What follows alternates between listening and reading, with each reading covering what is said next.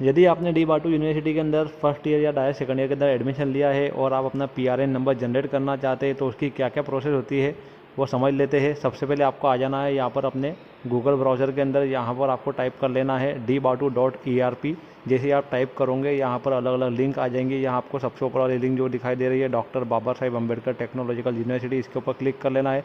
जैसे आप यहाँ पर क्लिक कर लेते हो इस तरह का एक पेज आ जाता है। यहाँ पर अगर इस तरह से पेज नहीं आता है तो यहाँ लॉगिन ऊपर दिखाई देता है, यहाँ से आपको स्टूडेंट लॉगिन सिलेक्ट कर लेना है। आपके पास यूज़र नेम और पासवर्ड होना ज़रूरी है, उसके बाद ही आप लॉगिन कर सकते हो। यदि आपके पास यूज़र नेम पासवर्ड नहीं है तो फिर आपको यहाँ ऊपर आ जाना है, या आप देख सकते हैं एग्ज़ाम फॉर्म फिलिंग, उसके बाद एडमिशन दिया है। यहाँ आप एडमिशन के अंदर आ जाओगे। एडमिशन के अंदर दो कैटेगरी है, candidate registration regular, affiliated colleges, आपको यही सिलेक्ट कर लेना है। ये नीचे भी एक ऑप्शन दिया गया है, ये सिलेक्ट नहीं करना है, आपको केवल ये ऊपर वाला सिलेक्ट करना है कैंडिडेट रजिस्ट्रेशन रेगुलर। और इसके ऊपर क्लिक करने के बाद जैसे आप क्लिक करोगे इस तरह का पेज आपके सामने आ जाएगा। यहाँ आपको सरनेम, आपका फर्स्ट नेम, आपका middle name, DT application ID जो आपने डायरेक्ट सेकंड ईयर के अंदर या फर्स्ट ईयर के अंदर जो भी आपकी एप्लीकेशन आईडी थी, जैसे DSE वगैरह इस तरह से, वो आपको यहाँ डाल लेना है। उसके बाद री एंटर करना है वही एप्लीकेशन आईडी को। उसके बाद आपको अपना मोबाइल नंबर रजिस्टर करना है। आप जो मोबाइल नंबर यहाँ पर डालोगे वही मोबाइल नंबर आपका थ्रू आउट द डिग्री, जब तक आपकी डिग्री कंप्लीट नहीं होती है, सभी नोटिफिकेशन आपको इसी नंबर पर आने वाले हैं। इसके लिए अपना रेगुलर नंबर यहाँ पे डालना है, आपका ईमेल आईडी यहाँ पे डाल लेना है, और रेगुलर ईमेल आईडी ही यहाँ पे डालना है जो आपको कम से कम बीटेक कंप्लीट होते तक आपके साथ में रहे, वही ईमेल आईडी आपको डालना है। आपका पासवर्ड आपको सेट कर लेना है। यहाँ पर पासवर्ड स्ट्रॉन्ग रहना चाहिए, जिसके अंदर एक capital letter, small letter, special character, numerical character, ये सभी होना चाहिए। कंफर्म पासवर्ड करने के बाद आप रजिस्टर के ऊपर क्लिक कर लेंगे। रजिस्टर के ऊपर जैसे ही आप क्लिक करते हो यहाँ पर इस तरह से एक OTP जाएगा आपके मोबाइल नंबर के ऊपर, एक OTP जाएगा आपके ईमेल आईडी के ऊपर। दोनों OTP देखने के बाद यहाँ पर आपको प्रेस कर देना है।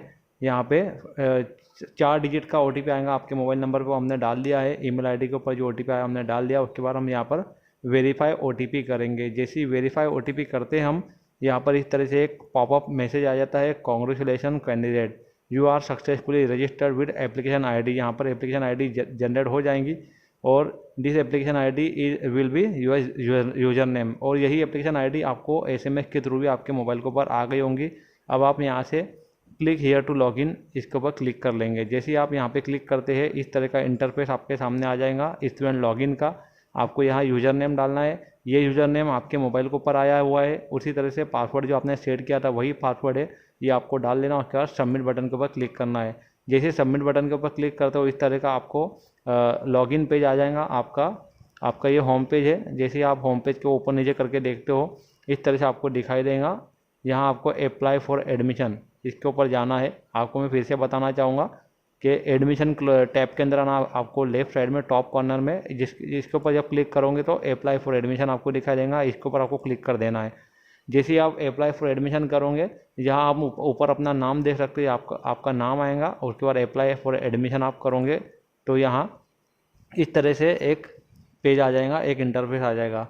यहाँ पर आपको एडमिशन टाइप सिलेक्ट कर लेना है कि रेगुलर है या फिर जो भी होगा। यहाँ पर आपको रेगुलर सिलेक्ट कर लेना है। यहाँ पर ईयर सिलेक्ट करना है, फर्स्ट ईयर या डायरेक्ट सेकंड ईयर आपको सिलेक्ट कर लेना है। यदि आप डायरेक्ट सेकंड ईयर के अंदर पढ़ रहे हो तो फिर डायरेक्ट सेकंड ईयर यहाँ पे सिलेक्ट कर लेना है। उसके बाद DT एप्लीकेशन आईडी यहाँ पर ऑलरेडी है।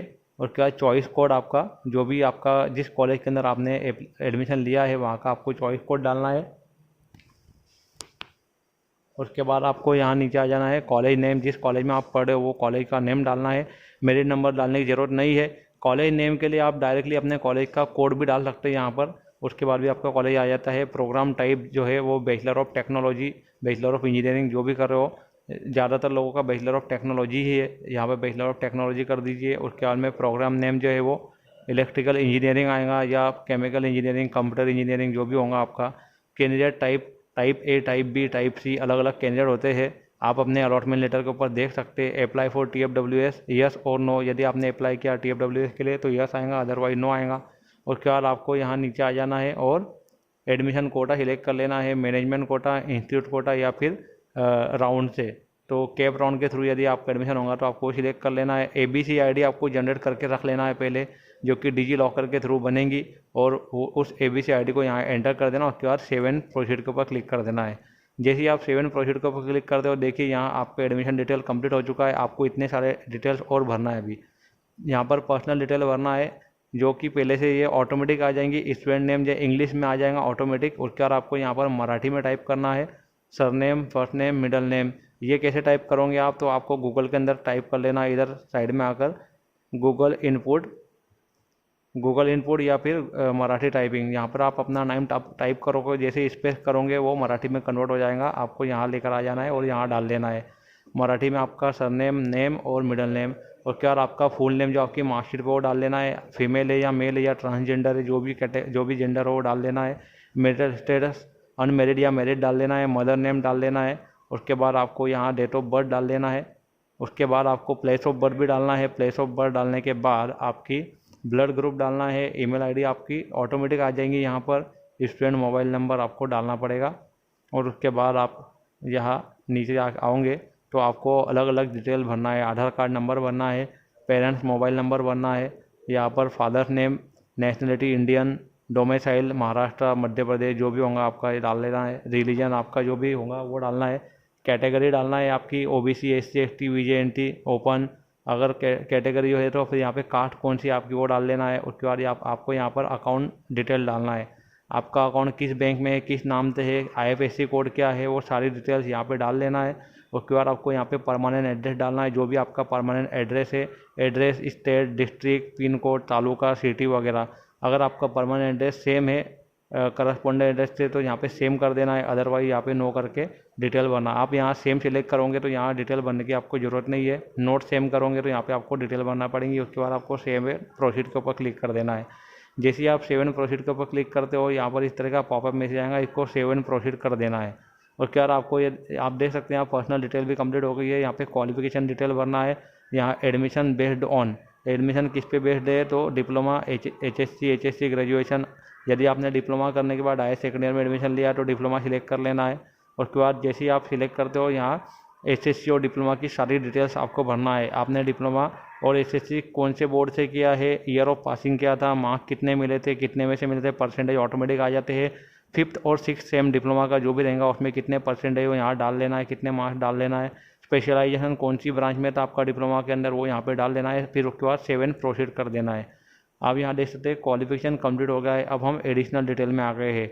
हॉस्टलर डिटेल्स के अंदर यहाँ पे आपको सिलेक्ट करना है, प्लीज सिलेक्ट यस और नो सिलेक्ट कर लेना। उसके बाद फैमिली इनकम जो है वो आपकी देख लेना है। यहाँ पर 8 लाख से कम ही होना चाहिए, तभी आप स्कॉलरशिप के लिए एलिजिबल है।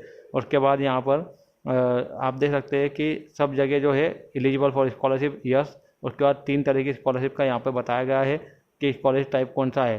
तो आपको ज़्यादातर स्टूडेंट जो है उनका यहाँ पर government of India post matric ये स्कॉलरशिप सिलेक्ट कर लेना। आप यहाँ पर दूसरी किसी भी तरह की स्कॉलरशिप सिलेक्ट कर लोगे, उससे आपके स्कॉलरशिप पे फ़र्क नहीं पड़ता है।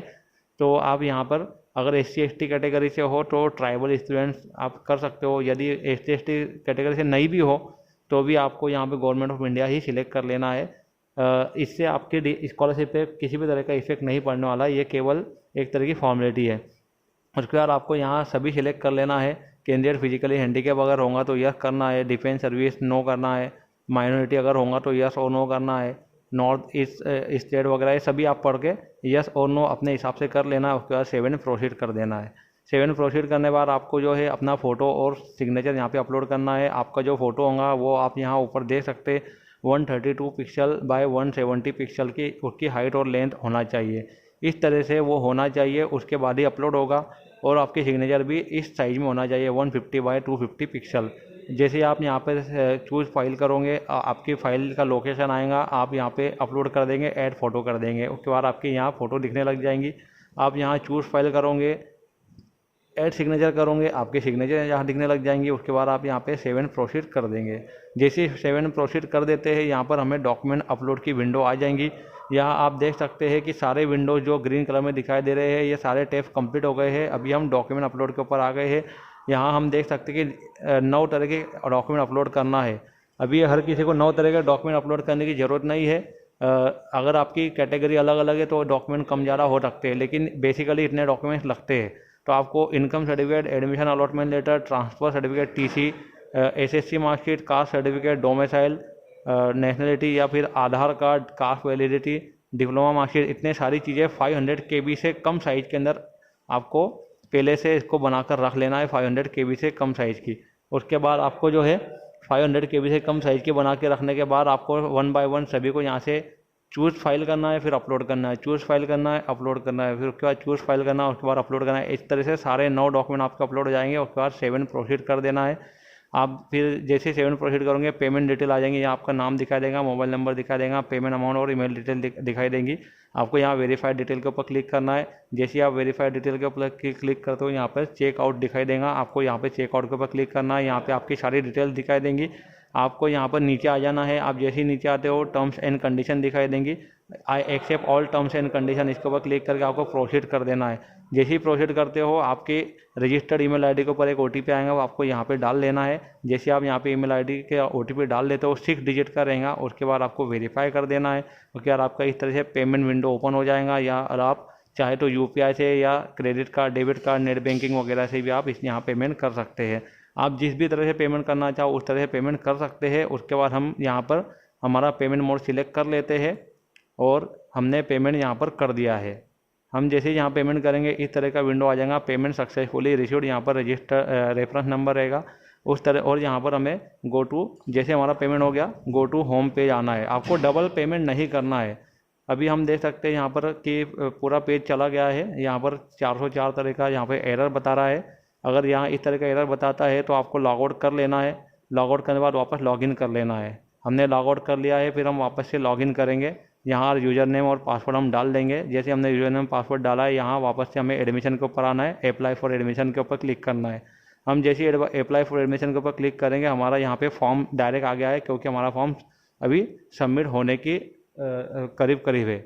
हम यहाँ हमारी पूरी डिटेल पढ़ लेंगे। इस तरफ आपको आपकी पूरी डिटेल दिखाई देंगे, admission type, choice code, institute code, आपको सभी डिटेल्स पढ़ लेना है। उसके बाद आपको यहाँ पे कंफर्म के ऊपर क्लिक कर देना है। जैसे ही आप कंफर्म के ऊपर क्लिक करते हो यहाँ पर इस तरह का आपका फॉर्म PDF के अंदर जनरेट हो जाएगा। यहाँ से आप प्रिंट डीज आउट इसको कर सकते हैं। जैसे ही आप यहाँ प्रिंट डीज आउट करोगे आपका फॉर्म सक्सेसफुली सबमिट हो गया है, आपका पेमेंट भी डन हो गया है और आपका फॉर्म जो है अभी जो है कॉलेज लेवल पर यानी कि इंस्टीट्यूट लेवल के ऊपर अभी फॉरवर्ड कर दिया गया है। इस तरह से आपको पूरा काम कर लेना है।